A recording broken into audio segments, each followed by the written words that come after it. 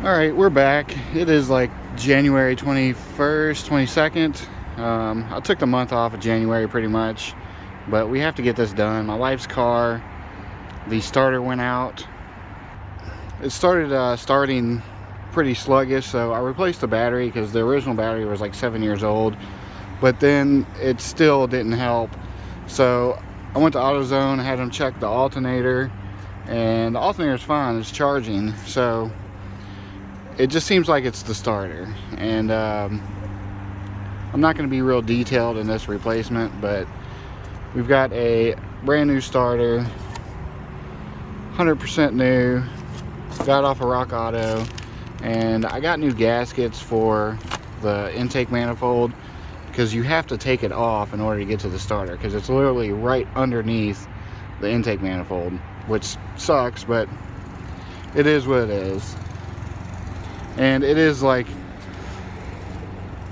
35 degrees outside, so I probably won't do a very detailed installation, but there are many videos on YouTube on how to do this. So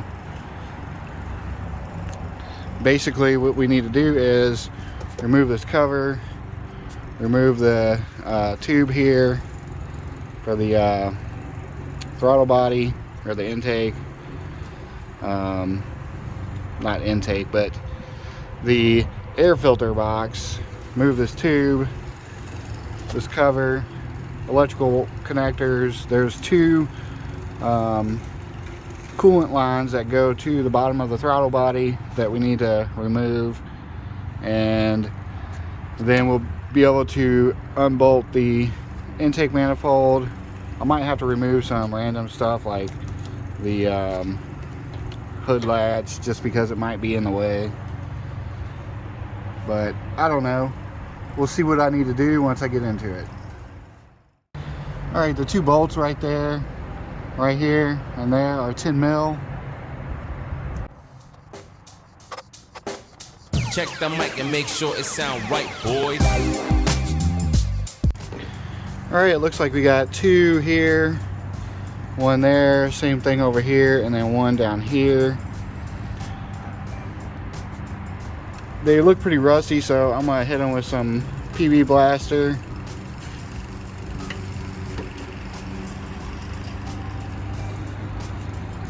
We'll let that soak in while we start removing the electrical connectors and all the other stuff.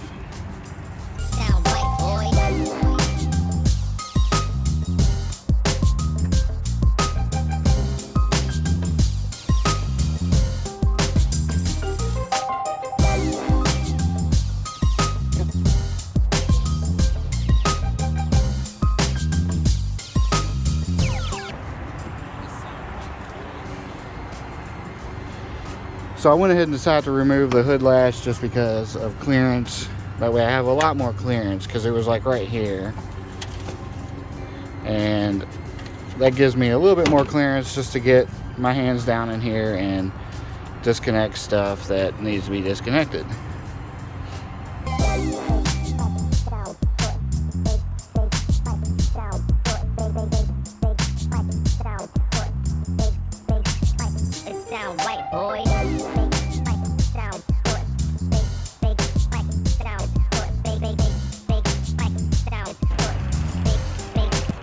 Alright, we got this off. There's a connector here, and then a hose here, and then these right here held the electrical harness. Also this one here. And then of course you got your two worm clamps. And there was a bracket here, right here, that I disconnected because it's connected to the harness. And it looks like there's going to be one right down there.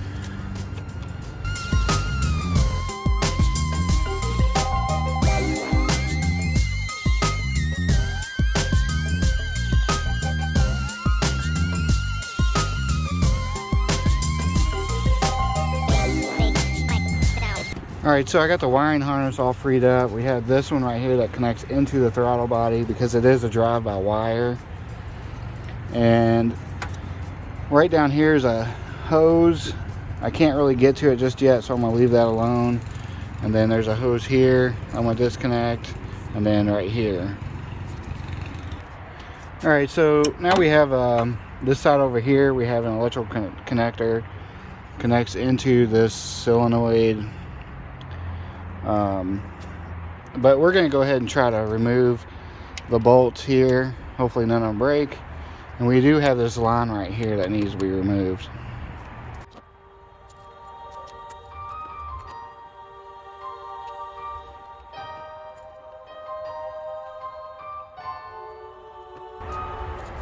Well, it doesn't want to, that hose doesn't want to come loose right now, so we'll just come back to it.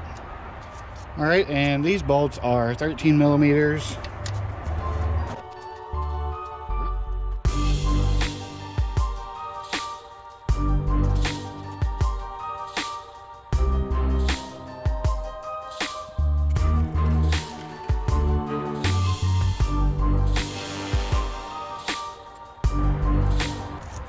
This one is so damn rusty, the whole stud came out.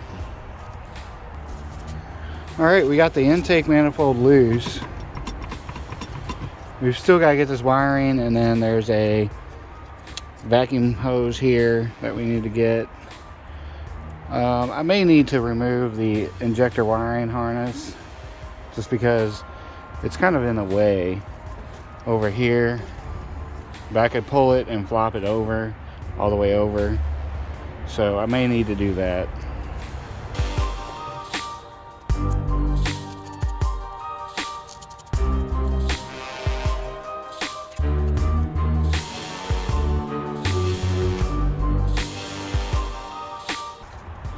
Yeah, I think this wiring harness is going to be in the way, so we'll just pull the connectors off the injectors and then pull this part. That way we can flop it over there.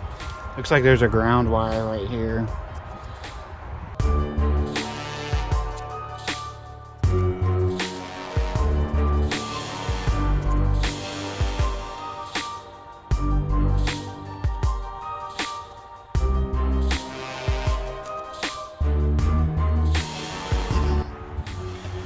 Alright, so we got another vacuum line right there that goes to the bottom of this sensor.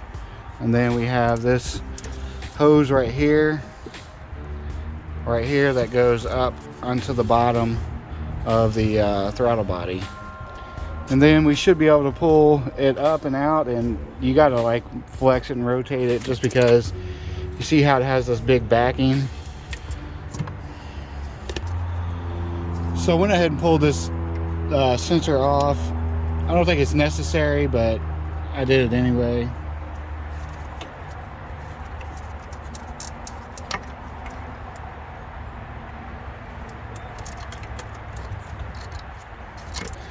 Alright, so the second hose to the bottom of the throttle body is right here.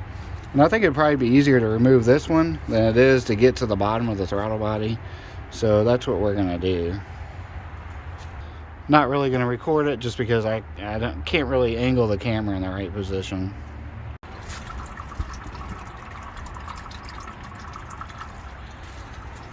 Alright, so removing that hose caused it to drain antifreeze, which, whatever. I'll just add more. Now we got to get this thing out. Seems like it's going to be a pain in the ass. We got to try to get this thing and twist it and turn it and pull it out up that direction. There's actually another sensor down here that I failed to remove, so that might help.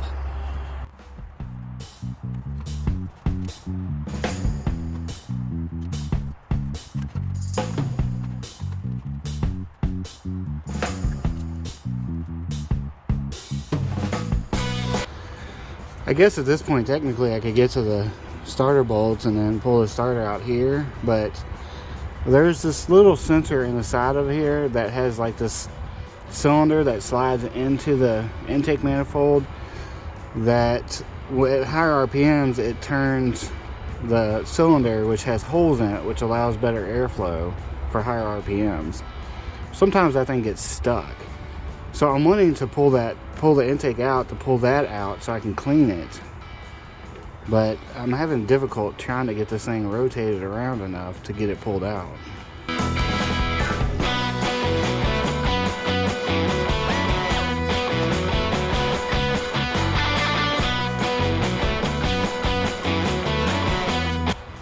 Alright, so I went ahead and pulled the battery out.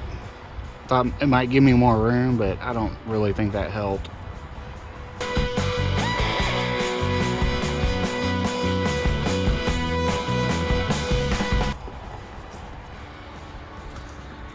Alright, it seems to be catching on to this radiator hose. I don't want to remove that hose, but I might have to.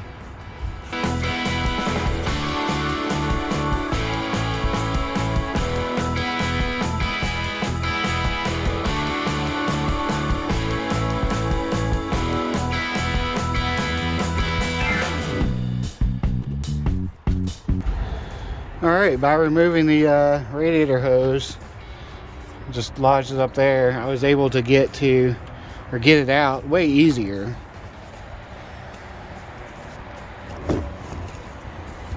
Alright, now I have to remove this to get to that little cylinder thing that's inside there. So you remove these bolts right here. There's 1, 2, 3. There's a fourth one that I didn't have to remove, but I did. And then this thing comes out, and it's really dirty, so we're gonna clean it up. There's all kinds of like juice in there. It's weird. I don't know if juice is what it would be called, but you know, it is what it is. And you can test the vacuum with this right here. You see this thing rotates. It's this thing right here is like a vacuum. You can rotate this, stick your finger up here, and then when you let go, it's all controlled by vacuum. So obviously this vacuum thing is working. We're just gonna clean this thing up. But right there is the starter.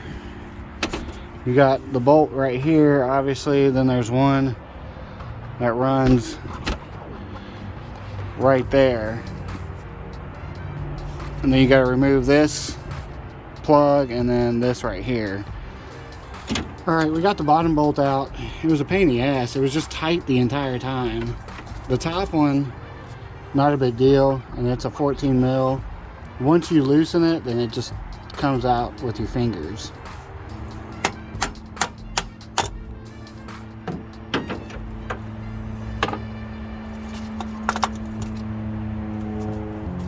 Alright, and there she is. Hopefully this is the problem, because it would really suck if it wasn't.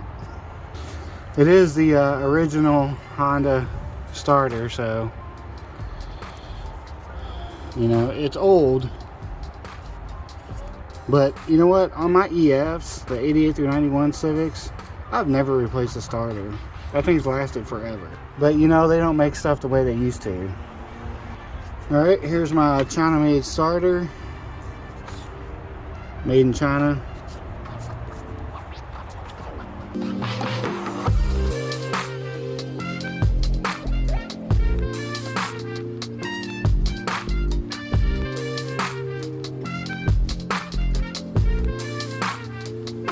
Alright, I've found that it's easier to get the top bolt in first and then work on the bottom. And if you could get like a power tool in here, that would be the best. That'd probably be better than doing this by hand. But my batteries are dead on my power tool and they won't charge, so I'm doing it by hand.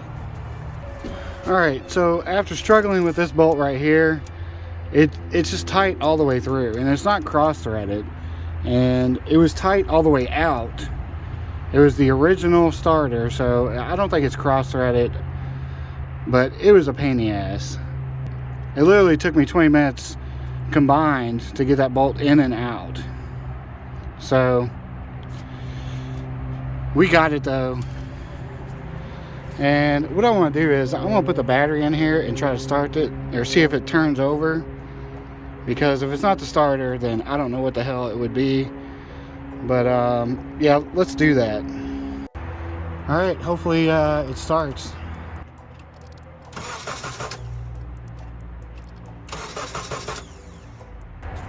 All right, starts right over. So let's get the rest of this back together. It's a pain in the ass, let me tell you. All right, we're just gonna time lapse the install. If I figure anything out that makes things easier, then I'll stop and point it out. But other than that, enjoy the time lapse.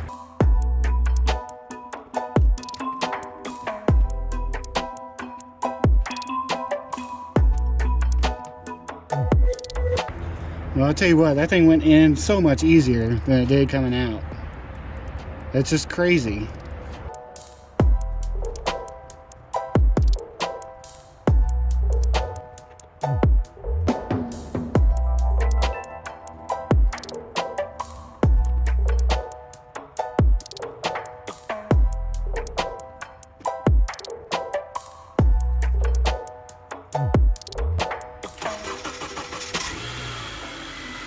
All right, now we're just gonna wait for this to drain down, to warm up, drain down.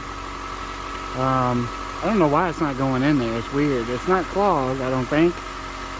But oh well, we'll see. All right, it's starting to go down. We're just trying to get all the air out of it. So I'm gonna sit in the car and rev it about 2,000 RPMs until it all goes down.